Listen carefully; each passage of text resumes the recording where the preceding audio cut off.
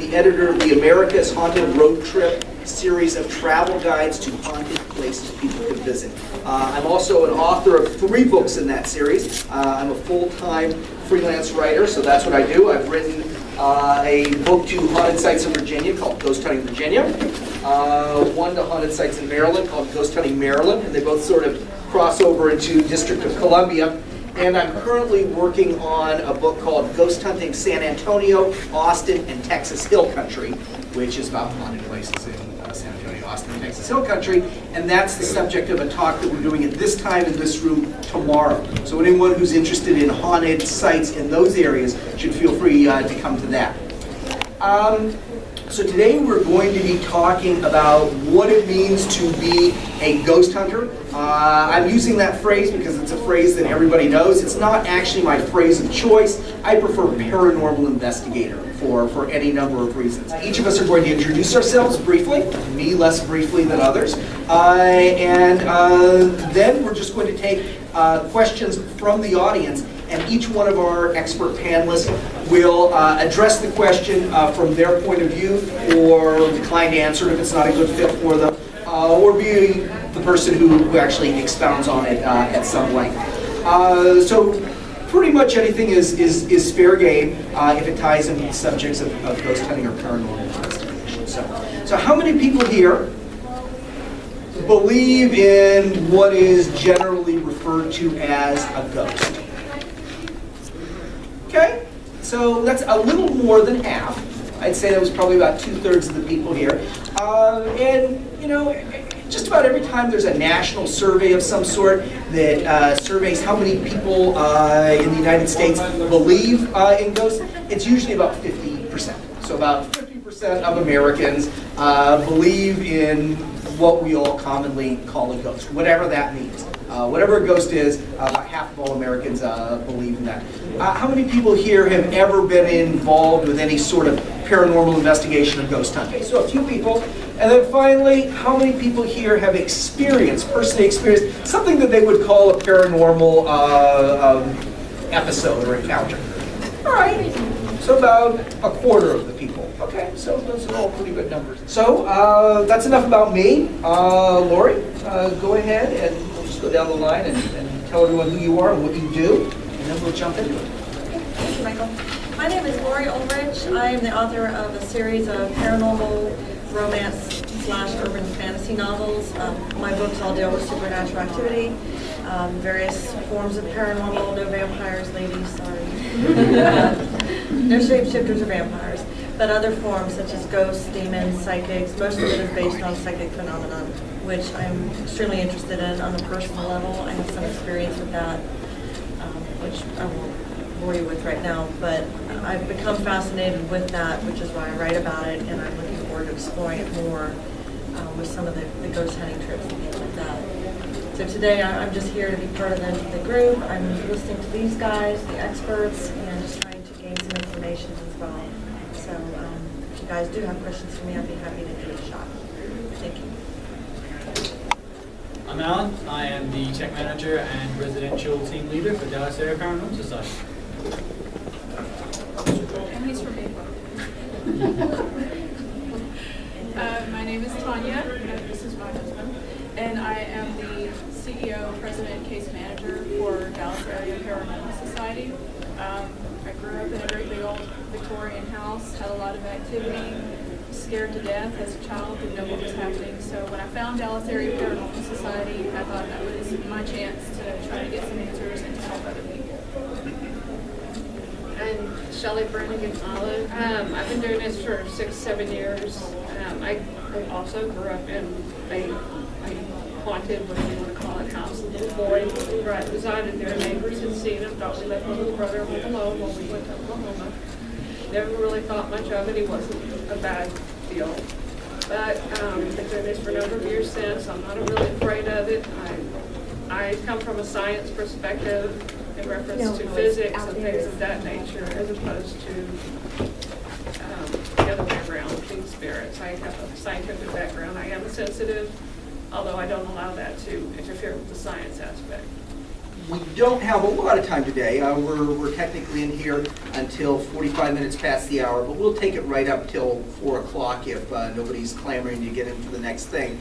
But if you would, don't tell any long anecdotes. If you've got to just give a quick sense about the background of what you're asking the question about, do that. But if you've got any long stories, look for us after the panel and tell us the longer stories then, because mostly we just want to be addressing questions that people have at this point. So, yes, sir, you have a question.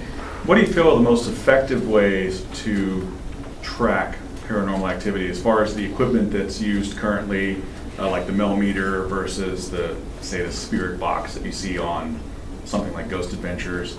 What do you think is the best way the one that most accurately will give you an idea if there is some paranormal activity? I tend to be very minimalist in my use of equipment. I used to use a digital analog microcassette recorder. Now I use a digital recorder. I use a camera, digital camera, a notepad, a pen, my own innate senses. I don't make any claims to be a medium, but I think that 90% of all people have some sort of sensitivity, and that ought to be used in collaboration with other tools to corroborate the things that you're feeling. If the hair stands up on the back of your neck, for a simple example, that doesn't mean that you're in the presence of spirits. But if the hair standing up on the back of your neck and something weird turns up on your audio recording and you get something funky in a picture all at the same time, then I'd call that's not proof of anything, but that's what I would call corroborating evidence. So my tools, my equipment, pretty rudimentary, pretty simple. It's all right here. One final word on this stuff. Lack of equipment does not keep you from being a paranormal investigator. You know, once in a while I'll hear, well, we really want to be ghost hunters, but we just don't have the $2,500 we need. No, we don't need that. You don't need that. So lack of equipment won't keep you from being a ghost hunter, and all the equipment in the world won't make you a ghost hunter.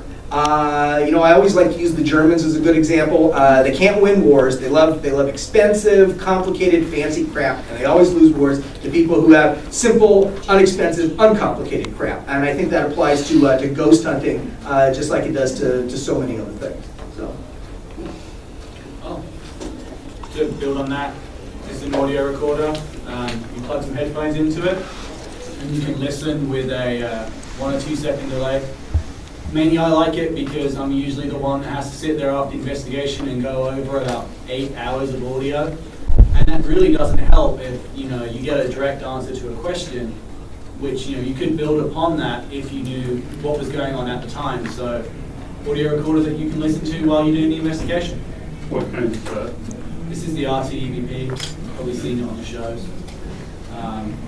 A lot of the new digital recorders have the same feature built into them now. There's something with an SD card. Yeah. Yes. Or a USB port. Right. Is the other way to do it. It takes a long time, and if something knocks the table, that goes through into your recording and can mess it up. This is a different kind. This is a task cam, and it has a different kind of setup. So it has an A and B speaker, so it has this one may or may not. This one may pick up something from this side that this one does not. So it's just a different type of recording, and it also has different features. It's a 2-track, so you can actually pull 1 track out. That will help you pinpoint exactly in the room where the noise was or where the voice was. And I will mention something, and y'all are certainly welcome to dissent on this at any point. But for the most part, we're talking about things that you pick up on recorders, voices or sounds that you'll pick up on recorders, or anomalies, things that you'll pick up in your photos. What makes them anomalies, audio or visual anomalies, is that generally you don't see these things with your naked eye. Generally you don't hear them with your naked ear. What you're doing is recording things that are being detected by the camera or being detected by the audio equipment or thermal equipment or whatever you're using. but that you're not detecting yourself. So we're not going into these places and generally seeing a ghost in front of us or seeing what we call orbs or hearing what we call EVPs. We're detecting those with our equipment, and it's often very shocking to later hear or see these things because we know very well they weren't there to us.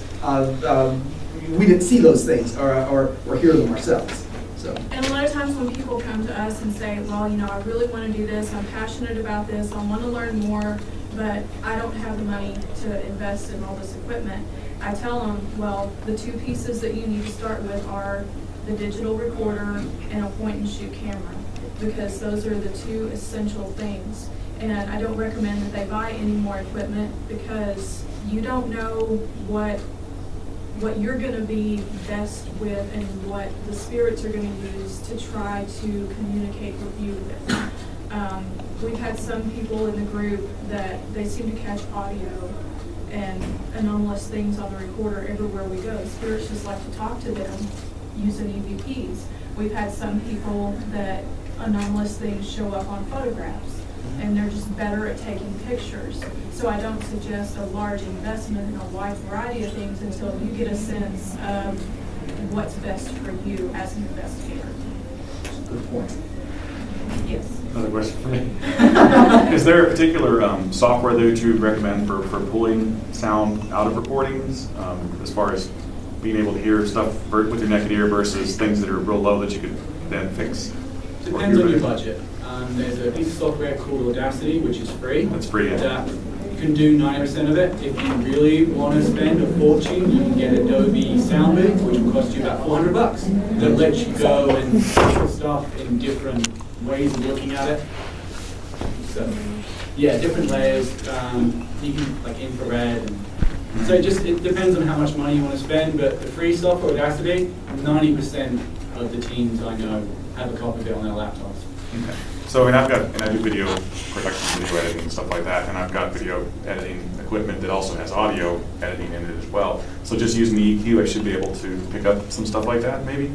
Yeah, generally what you're really looking for, and this is going to get technical, so I apologize, you're looking for something that's below human voice range, which any other day I'll be able to tell you what that is, and right now... 24 megahertz? Yeah. Between 90 and 24 megahertz. When you look at the wave file, when you look at it in, say, an infrared, you can see the lines, and after you review so much audio, like unfortunately I have, you start to notice on the visual side of it what's right and what's wrong.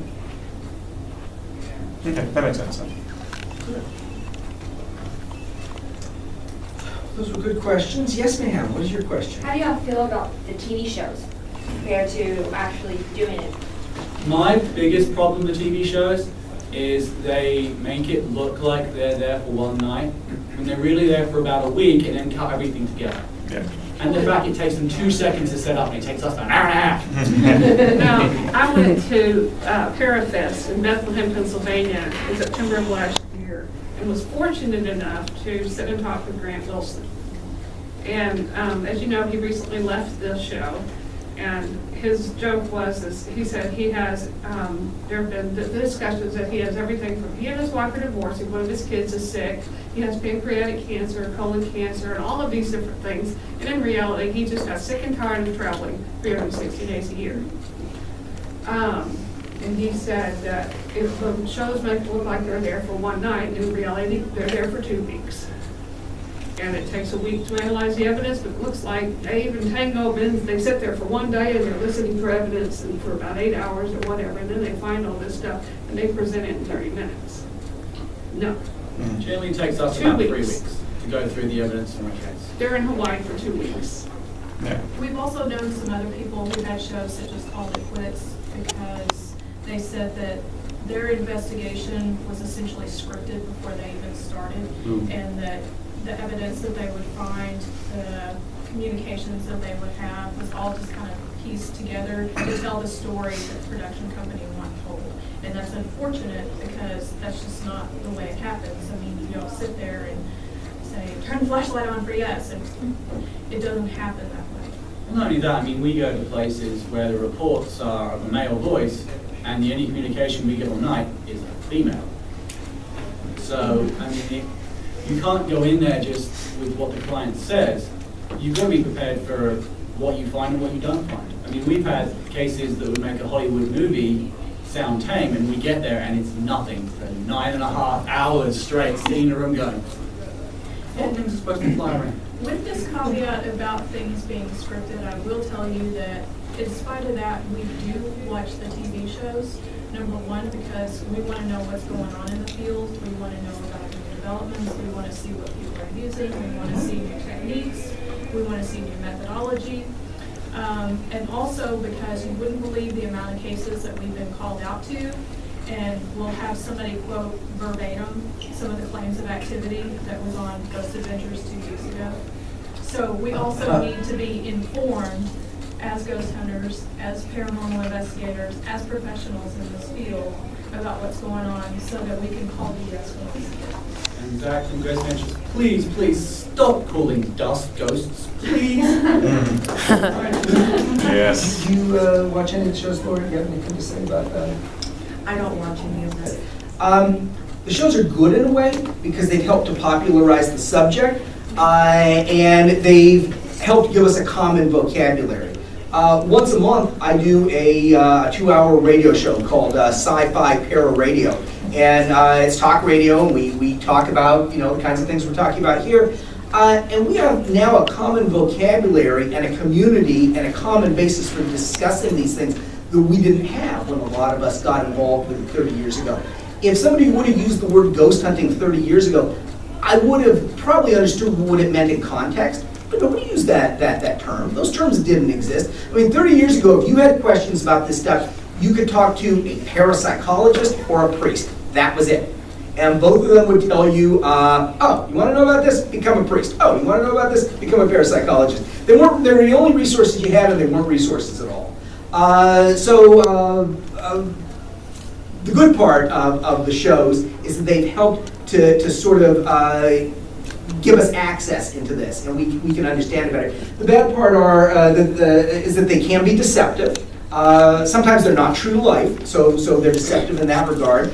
And I specialize, for example, in going to places that have a reputation for being haunted. I know a lot of investigators go to private homes or they want access to places that the public doesn't necessarily have access to. I investigate only places that the public has access to because I'm writing travel guides. So I'm not interested in, sending ghost hunters to the local elementary school or to somebody's house or to an old folks home. I'm interested in telling people about places they can visit, restaurants, museums, parks, battlefields, places like that. So I only go to places that have a reputation for being haunted and are publicly accessible. And I generally get some kind of a hit, some kind of an indication of a spiritual presence about 10% of the time when I visit a place, as opposed to the shows, which in many cases is 100% of the time. In my books, 30 chapters in each of the books that I write, strangely enough, 6 out of each of the 30 places that I cover in my books are places where I've personally experienced something. So all 30 chapters in any of my books are of places that could be haunted. But 6 of them I'll specifically vouch I believe to be haunted because of the things I've experienced there. So that 10 to 20%, that's not what you're seeing in the shows, and I think that's what I dislike most about them, that they lead you to believe that what you're going to see and experience is more melodramatic than it really is. Oh, wow, lots of questions now. See, it's all coming at once. All right, you in the back. Kind of on the note you were talking about, when it comes to places that you investigate, do you ever get a call from somebody wanting you to go somewhere that you just cannot go to, and how do you handle something like that? We do. We get people who call or who send in a form on our website and say, my sister's best friend's neighbor's house is haunted and they need an investigation. And I say, well, your sister's best friend neighbor needs to contact us because we don't deal with people who don't own the property. There are certain standards and procedures that we follow as a group to keep ourselves out of trouble. And investigating places that we don't have access to, that's a no-no for us. And we don't go into places that are locked up. We don't investigate cemeteries. we don't investigate places that we're not supposed to go. So our standards and procedures keep us out of those situations.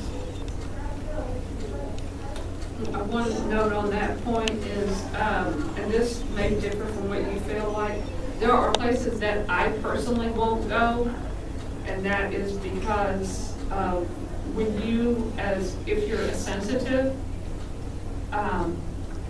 you can't go in that place because you will be assaulted.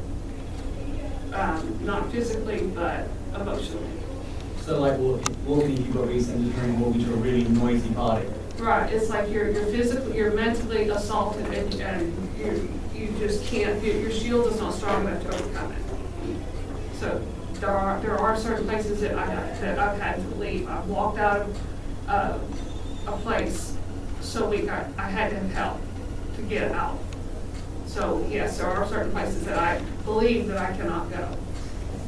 And a lot of what we've been talking about has been alluding to our various motives for doing this. You'll hear a lot of local groups that say, well, you know, somebody will call us and we'll go to help them. I never use the word help because what I do is not geared toward helping people. I don't help people. I help people who want to buy a travel guide and learn how to go and visit a place, but I never make a claim that I'm going to go into someone's house and chase out a ghost or cleanse it or help someone move on. That is way beyond anything that I'm qualified to do. I go into places, I do a rudimentary form of investigation, and I write about it for websites or magazines or books. That's what I do. So I'm not helping people, but you will then get groups who that is either something peripheral to what they do, it's part of what they do, or you'll get people who are specifically, their goal is to help ghosts cross over to the other side. So you get different levels of motivation with various groups, and I think that's something to keep in mind. I do agree. The thing you have to ask yourself when you're contacting someone like that is, well, why my house is I don't want to say haunted, but there is an entity in my home at this time, and I do have an EVP of him. My daughter has seen him, and my dogs bark at him in the middle of the night. Thank you very much. And he's not bothering me. He's not throwing bugs at my head. Why do I want to get rid of him? And that all counts for something. And when people contact me about something, this has happened. I had some friends in Houston recently who contacted me. They had some real profound problems with an entity of some ilk in their house. And then I will then make contact with someone in a paranormal group that I know and say, a friend of mine is having problems, can I put you in touch with them? And then someone who's actually qualified to go in and help you do that. All right, we have some questions. Let's do one here. What's your opinion on orbs? Okay, my personal opinion on orbs. Stop making noises. We use infrared cameras, we use all sorts of full spectrum cameras. If you don't see it with your naked eye, chances are I'm going to throw it out being dust, a bug. I have literally stood in a room and I have seen red dots in the air, and I've had a camera like this and I've looked at the camera and it has not been on the camera, but I can see it with my naked eye. That is a good point. That's a good acid test. It's a good test. So, but 90% of the stuff I see, and we get so many people sending us pictures, like they've just driven down a gravel road and took a picture, and there's these orbs everywhere. And I'm like, that would be dust you've just put into the air from going up the road. If you buy a new Sony camera, if you look in the back of the instructions, it tells you now how not to get orbs in your pictures. And because there has been so much debate and confusion and mislabeling of dust and moisture and bugs and everything, there's this big chart that you can find online that shows you, I mean, somebody took a lot of time and trouble to do about 60 photographs of all the different atmospheric things that can potentially show up in digital photographs because of the flash. And because of this situation, some people that we work with that develop equipment specifically for investigations, they're doing this new side-by-side camera thing with a regular and an IR camera to show you that if it's on one and not on the other, then It's dust. rule it out.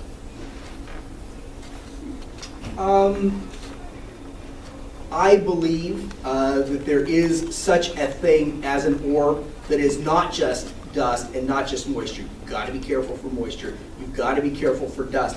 I'll get something on some of my pictures. I'll look at something and it'll look like a pretty good orb. And then I'll see that every picture has that same orb in the same place regardless of what I'm shooting. That's crap on the lens. That happens. If it's really dusty, if it's drizzling, yeah, you have to be really careful. But I will tell you that I take 10,000 digital photos a year, and I get anomalies in my photos. Often, in one case, a white sphere, I wouldn't even call it an orb, it had a face in it. That was not a face-shaped piece of dust. In some cases, I get things that look like a cell with a nucleus. They're usually blue-green in color. So I get things under conditions where what I'm looking at is clearly not dust or not moisture. It's an anomaly of some sort. And just in response to the debate, what I would say is this. These people do this. They put time and effort into this, and they have a lot of experience. So he has a valid opinion on this. And it doesn't have to be the same as my opinion, and we can vary on this. This is something I do. This is something I do professionally, and I therefore have an informed, valid opinion on it. I only get orbs of the sort that I just described at a handful of places that are generally known to be haunted. Okay, and this is part of what gives me faith in them, and I get them under all conditions of light, all conditions of temperature and moisture. Okay, so these are valid opinions. If you, and I get this all the time when I talk to paranormal groups, I'll talk to a paranormal group and they will say, we do not consider orbs to be evidence of paranormal activity. Well, you can just shut up then, because you don't have an opinion. All you're doing is repeating what plumbers said on a television show.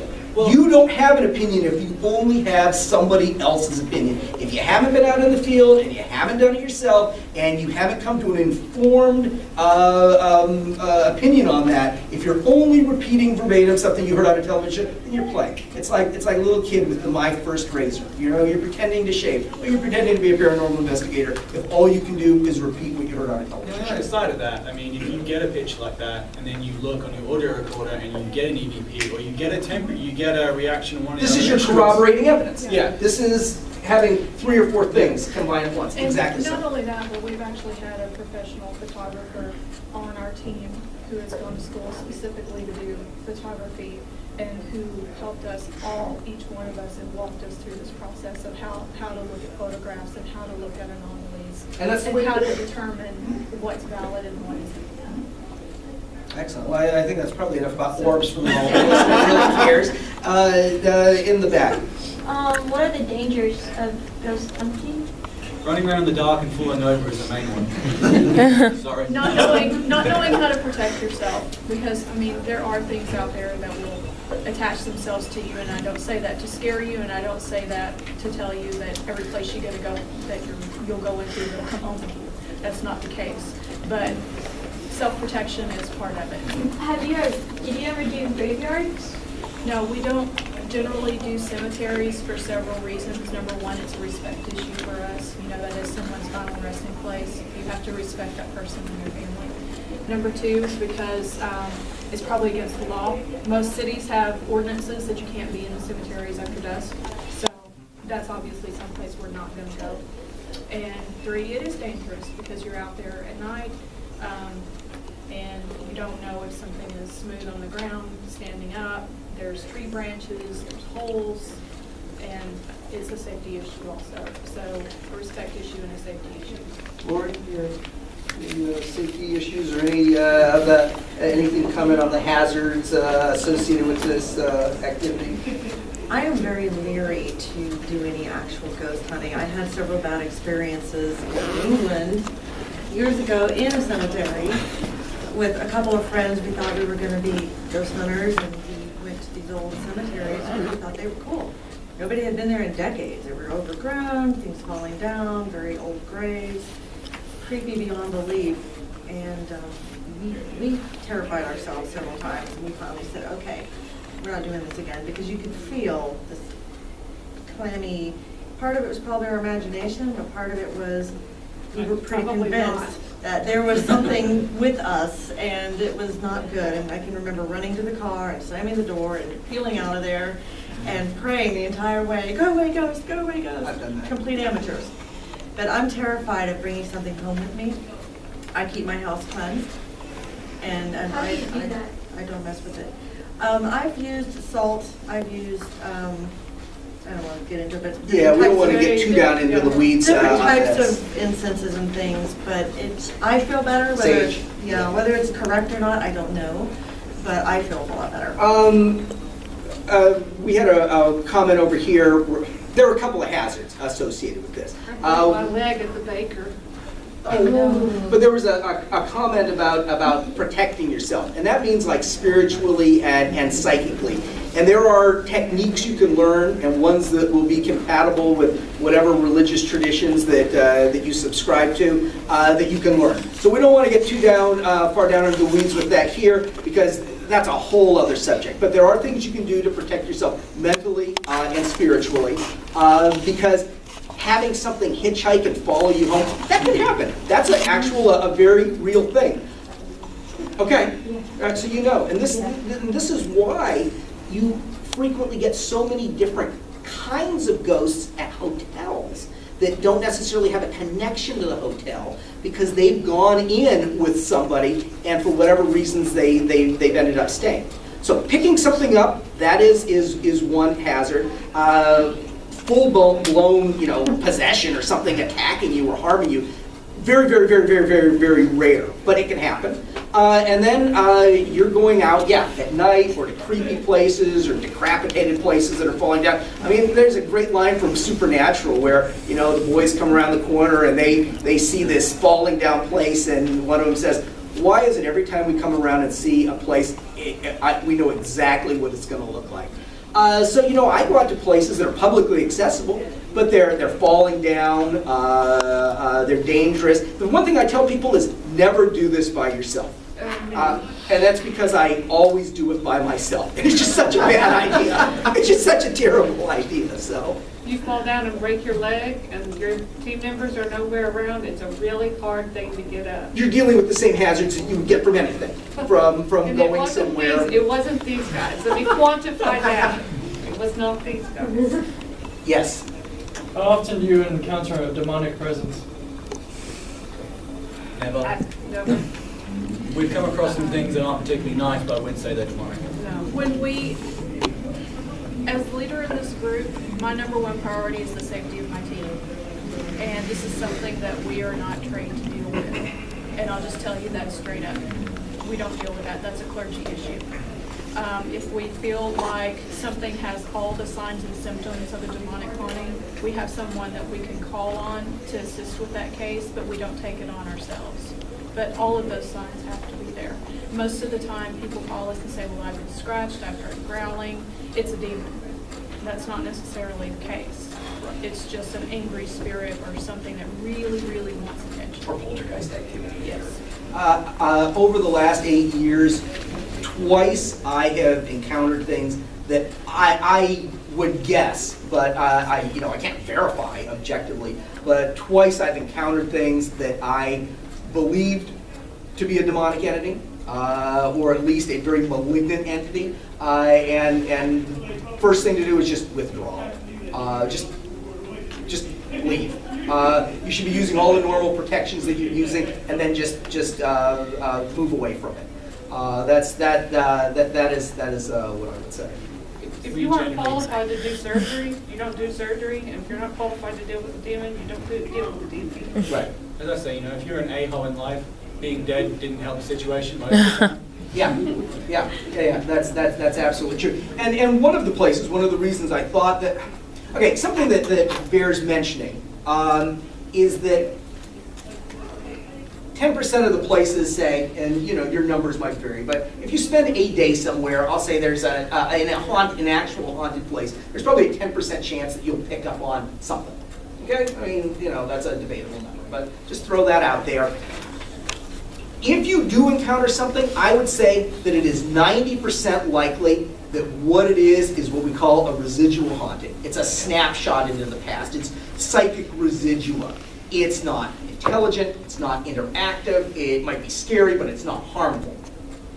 I would say then, of the 10% of places that have something, 10% of those things then have some level of sentience, some level of interactivity, some level of responsiveness. And then of them, maybe 10% of them. So maybe 1 thing in 1,000 is going to be intelligent, interactive, malignant, dangerous. Worst case scenario. That is my take on it. Yes? What do you guys think about a ghost or a spirit attaching itself to an item that it had when it was alive? It happens, but in my experience, it doesn't give up EMF like on a certain TV show. Mentioning no names.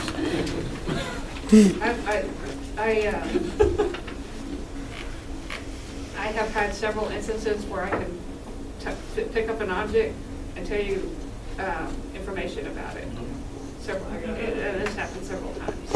And please, if you go to a second-hand store, you go to an antique store, please save something before you bring it into your house. Please. And save an awful lot of hassle.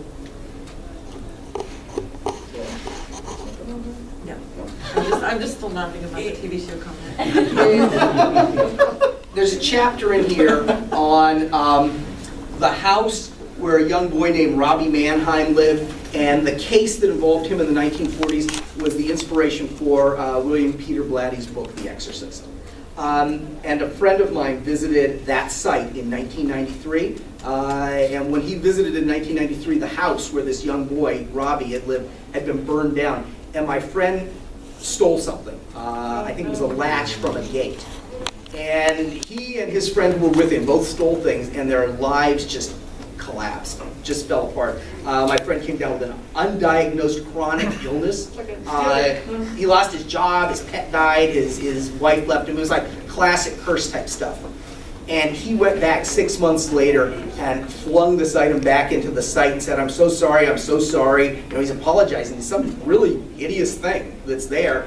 And he said he felt like a weight was taken off his shoulders. I've got a whole chapter on that. It's the longest chapter in that book because it was such a, and I had a horrifying experience at that same site to the extent that I would never go back there. But clearly there was an attachment with that item.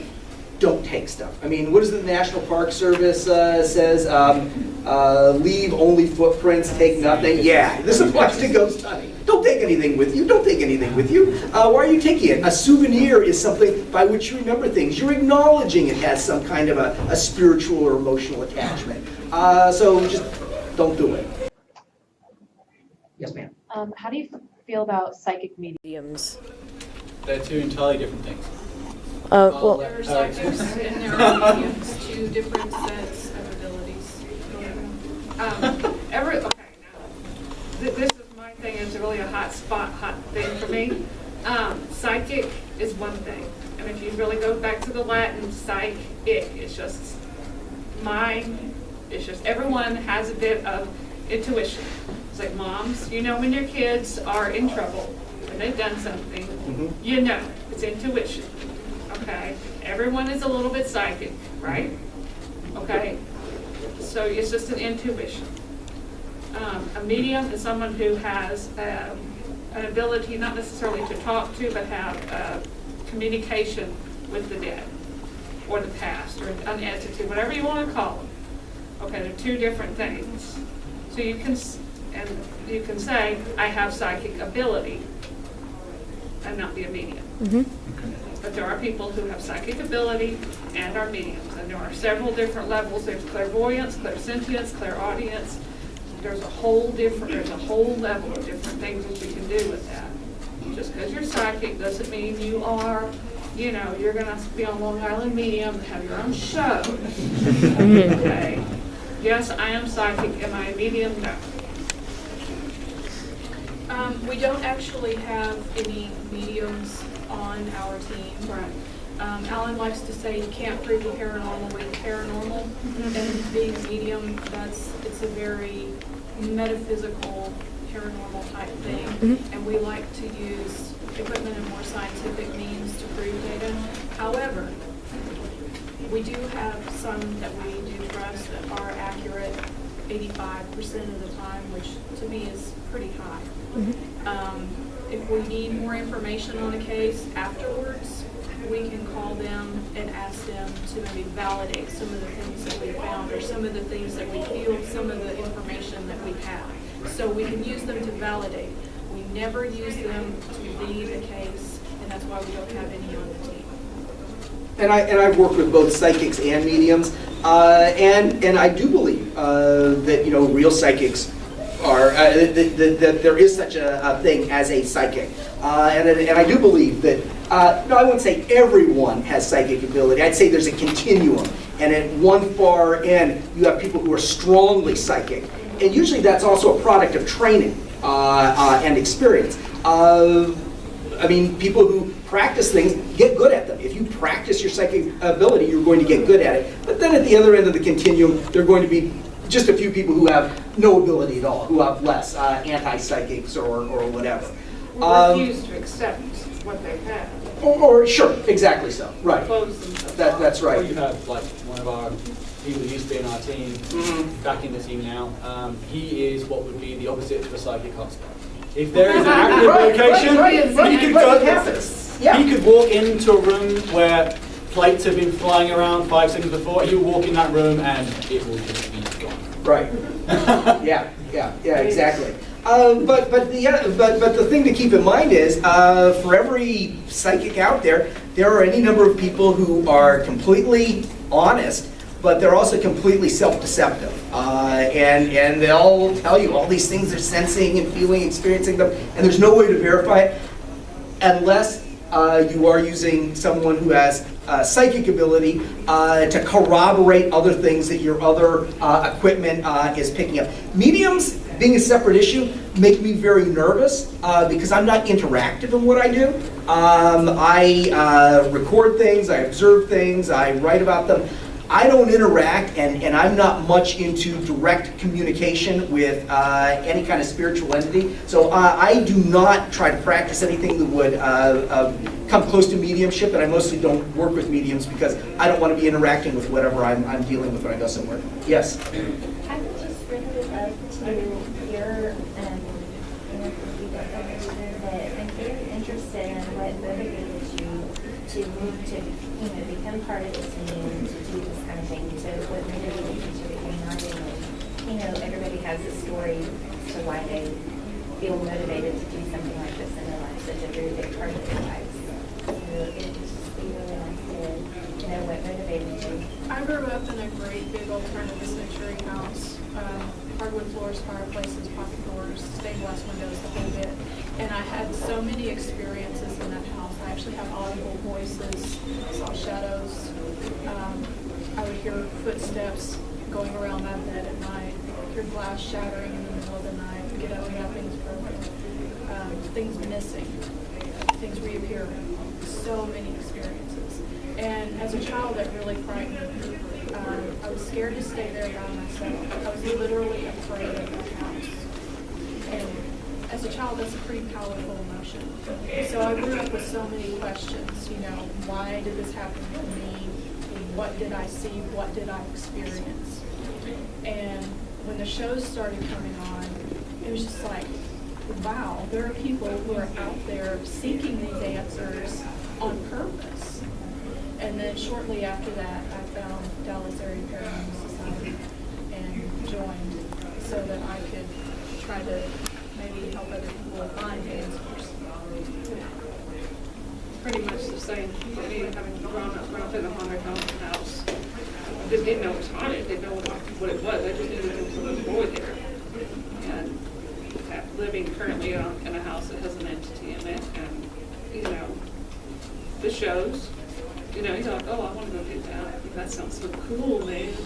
And then you start getting into the meat and potatoes of it, and then learning.